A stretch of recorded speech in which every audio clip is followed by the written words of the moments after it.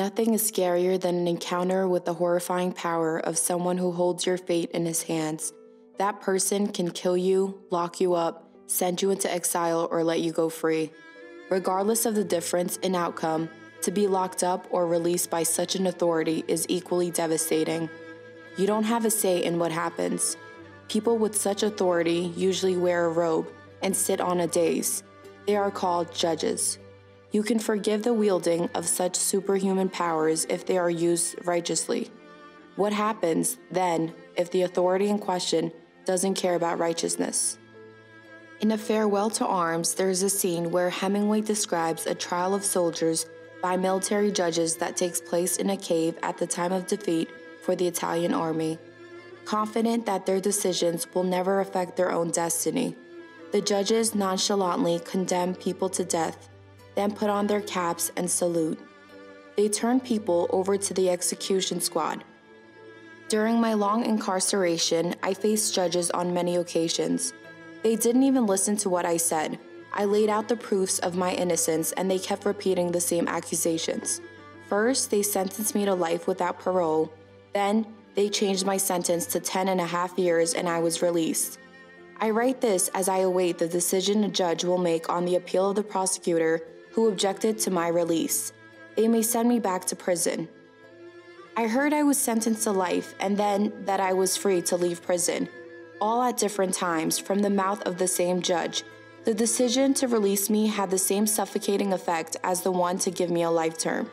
I knew I was being let go by someone who should not have the authority to make decisions for me. I am out of the Turkish prison, but thousands of innocent people are still there.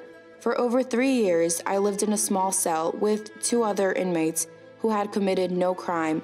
Nobody listened to what they said. Despite pleading innocence again and again, they were condemned to prison by judges not unlike those in A Farewell to Arms. One of my cellmates is the same age as my son. He was newly married when they arrested him. He is religious but also interested in philosophy and science. He is amazing with his hands, making the most unlikely things with the most unlikely materials. He can turn bags of salt into dumbbells, forks into clothespins, teaspoons into tweezers. He mixes ingredients into prison meals to invent new dishes. His name is Selman. He believes complaining is akin to arguing against God's will, and he never complains. He never has visitors. He doesn't complain about that either. One day, as I was writing my novel, Lady Life, on the plastic table, I heard music in the courtyard, the sound of a flute. I stepped out. Selman had leaned his back against the wall, closed his eyes, and was playing a flute. Noises in the surrounding cells died down. Everyone listened to this unexpected music. Once the song Selman played was over, there was a loud clatter.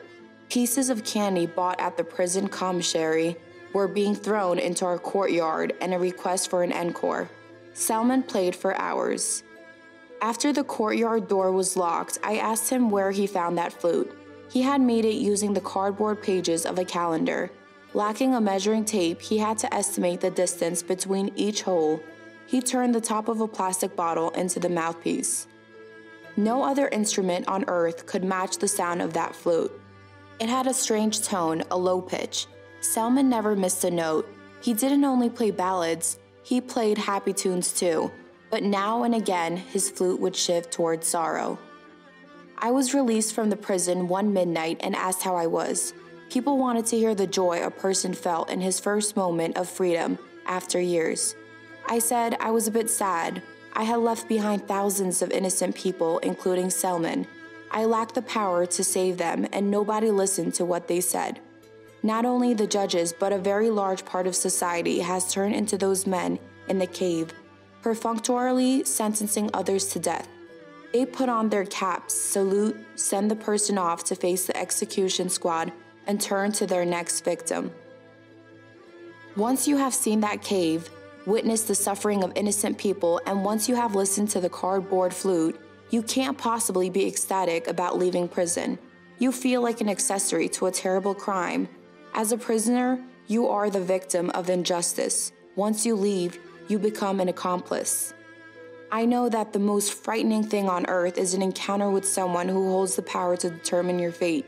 I know what torment and humiliation it is that the person with that authority doesn't care about what you say. I know the sound of a flute can express unquenched longing. I also know it is possible that they will rearrest me, but Selman is already under arrest. He is my son's age. He makes dumbbells from salt. He has no visitors. He never complains. He just leans against the wall and plays his flute.